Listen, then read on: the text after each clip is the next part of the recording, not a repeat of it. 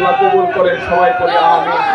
যে সমস্ত প্রশাসনের ভাইয়েরা রয়েছেন, একটি কথা আমার বক্তব্যের শেষ প্রান্তে হলে বলছি, আমি অনুরোধ করব এদেশের তারাকতু ফীকুম আমরাইন লান তাদিল্লু মা তামাসসাকতুম বিহিমা কিতাবাল্লাহ ওয়া সুন্নাত রাসূলিহ আও কামা ক্বালা আলাইহিস সালাতু ওয়াস সালাম। বাংলাদেশ এর শাখা কেন্দ্র উপজেলা কর্তৃক আয়োজিত এই মহাসমাবেশের মুআজ্জাজ সভাপতি ও উপস্থিত উলামায়ে কেরাম ও আমার ধর্মপ্রাণ ভাইয়েরা, অসংখ্য শুকরিয়া যে আল্লাহ রাব্বুল আলামিন আমাদেরকে সত্য, হক এবং বাতিলকে বোঝার তৌফিক দান করেছেন।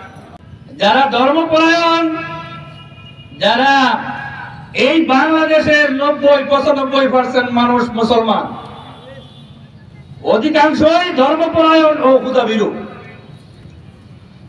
বক্তাগণ অনেক কথা বলেছেন, আমি সেদিকে দেখতে চাই না। আমার কথাটা হলো, আমাদের যে আসাদে কেরাম, আমরা যাদের অনুসরণ করে চলছি, তাদের যুগ থেকেই আমি দেখে আসছি, আমরা সবাই দেখে আসতেছি যে উলামায়ে কেরাম, দিনদার পরহেজগার মানুষ যারা সর্বদাই নির্যাতিত হচ্ছে, নির্যাতিত হয়ে আসতেছে।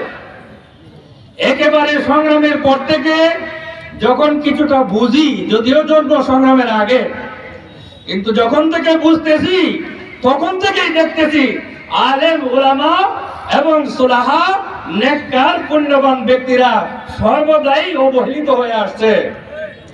এখন কি সর্বদাই আমরা অবহেলাই থাকবো? না, এখন আল্লাহ পাক আমাদের সন্তানদের মাধ্যমে, আমাদের এই ধর্মীয় সন্তান এবং জেনারেল সন্তান এবং এই দেশের ছাত্রদের মাধ্যমে এবং আপনাদের সহযোগিতার মাধ্যমে আল্লাহ পাক বাতিলকে পরাভূত করেছেন এবং হককে বিজয় দান করেছেন। এখন এই হক পাওয়ার পরে আমরা একটা আল্লাহ পাকের বিশেষ নেয়ামত লাভ করেছি। এখন কি সেই নেয়ামতের শুকরিয়া আদায় করব, কৃতজ্ঞতা আদায় করব, না অকৃতজ্ঞ হয়ে যাব? আমরা অবশ্যই কৃতজ্ঞতা আদায় করব। তাই এখন আমাদের সময় এসেছে যে আমরা সকল মুসলমান, ধর্মভীরু, ধর্মপ্রাণ, আলেম, উলামা, সকল মানুষই একত্রিত হয়ে যেন এদেশে ইসলামী অনুশাসন কায়েম করতে পারি, সেই লক্ষ্যে আমাদের একত্রবদ্ধ থাকতে হবে এবং এগিয়ে যেতে হবে। আল্লাহ পাক আমাদের সকলকে তৌফিক দান করুন। এখন আমাদের কিন্তু গত কিছুদিন আগে আমাকে জামাত শিবিরের ক্যাডার হিসেবে ঘোষণা করে বাড়িতে পুলিশ গিয়ে খুঁজছে আমাকে, বলছে আজকের যে আমাদের এই সমাবেশটার মধ্যে কয়েকটা দাবি আছে, আমাদের কয়েকটা দাবি আছে। দাবিটি বলবো নাকি? কি বলেন? বলার দরকার আছে না নাই? হয়তো যারা বিরোধী আছেন ওনারা হয়তো কল্পনা করবেন যদি আসতে পারি তাহলে মজাটা শেখাইব। আমার মনে হয় কিয়ামত পর্যন্ত নৌকার তলা ঠিক হবে না, কিয়ামত পর্যন্ত নৌকার অস্তিত্বই বাংলা জমিনে হবে না। পরিষ্কার ঘোষণা দিয়ে দেই, সংগ্রামী তৌহিদি জনতা, আমাদের দাবি হলো আজকের এই গণসমাবেশ থেকে ছাত্র জনতার গণবিপ্লবে সংগঠিত গণহত্যার বিচার। এই দেশের ছাত্ররা, আওয়ামী লীগের ছাত্র আছে না নাই? বিএনপি ছাত্র আছে না নাই? টুপিওয়ালা পাগড়িওয়ালাদের ছাত্র আছে না নাই? নামাজি বেনামাজিদের ছাত্র আছে না নাই? এই সমস্ত ছাত্রদেরকে যারা গুলি করে হত্যা করেছে এদেরকে ফাঁসির কাছে প্রকাশ্যে রাজ মহলের মধ্যে দেখাইতে হবে। সংগ্রামী তৌহিদি জনতা, 2 নাম্বার আমাদের যে দাবি সেটা হলো দুর্নীতিবাজদের গ্রেফতার। আপনারা জানেন, আমি নামটাকে ক্রিটিসাইজ করে বলতে চাই না, তবে জনগণ বলে আমি বলতে চাই উবাইদুল কাদের সাহেব নামটা সুন্দর, কামটা ভালো না। উনি বলতেন আমরা পালাইবার দল নই, খেলা হবে। উবাইদুল কাদের সাহেব, আপনি এখন কোথায় আসেন খেলতে? আপনি এখন কোথায় গেছেন? এই সরকারের এমপি মন্ত্রীরা বলতো আমাদের প্রধানমন্ত্রী তাহাজ্জুদের নামাজ পড়েন, কোরআন তেলাওয়াত না করে রাষ্ট্রের কোনো কাজ করেন না। কিন্তু কোরআন তেলাওয়াত করে যারা হাফেজে কোরআন হয়েছেন, কোরআনের তাফসীর যারা করেছেন, যাদের তাফসীর শুনে, যাদের আলোচনা শুনে আমাদের মাথায় পাগড়ি এসেছে, দাড়ি এসেছে, টুপি এসেছে, এই সমস্ত আল্লাহর কুতুবদেরকে জেলখানায় আবদ্ধ রেখে রিমান্ডে নিয়ে মুফতি আমিন সাহেবের মতন ব্যক্তিকে হত্যা করেছে। মহতারাম হাজিরিন, দুর্নীতিবাজদের গ্রেফতার করতে হবে।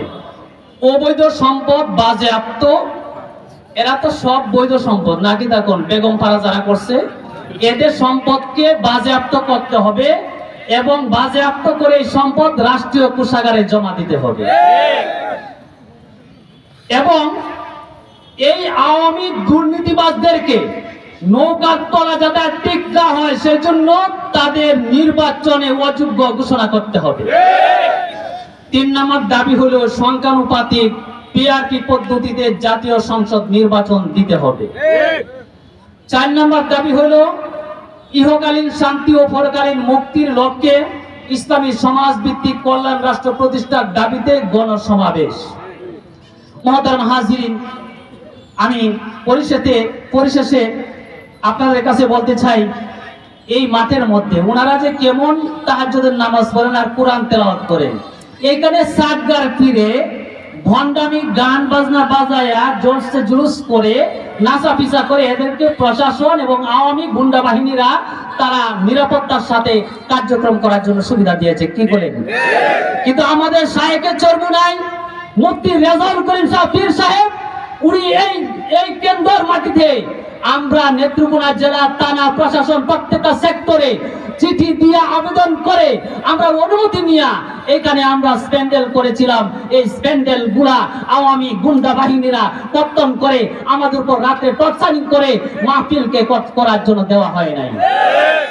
মহতারাম হাজিরিন, আরেকটা কাহিনী আপনারা শুনেছেন, বরিশাল সিটি নির্বাচনে অনেকেই প্রশ্ন করেছেন আমাদেরকে, উনি কেন গেল নির্বাচনে? ওই বরিশাল সিটি নির্বাচনে যাওয়ার অনেক কারণ আছে, এর মধ্যে একটা কারণ, উনি যদি নির্বাচনে না যাইতেন তাহলে কি বাংলাদেশের এই পরিস্থিতি হইতো? শায়েখে চরমুনার উপর হামলা করার কারণে আল্লাহর কুতুবদের ভুল করাও মারাত্মক অপরাধ। এই শায়েখে চরমুনাই বরিশাল সিটি নির্বাচনে অংশগ্রহণ করার কারণে উনার উপর যখন আওয়ামী গুন্ডা বাহিনীর হামলা করেছিল, তখন শায়েখে চরমুনাই ঘোষণা দিয়েছিলেন এই আওয়ামী সরকারকে, হাসিনা সরকারকে, খুনি সরকারকে রাজ থেকে তার ক্ষমতা থেকে না নামিয়ে আমি আর ঘরে ফিরবো না। যে আওয়ামী সরকারি বাংলার জমিনে একটাই হবে না।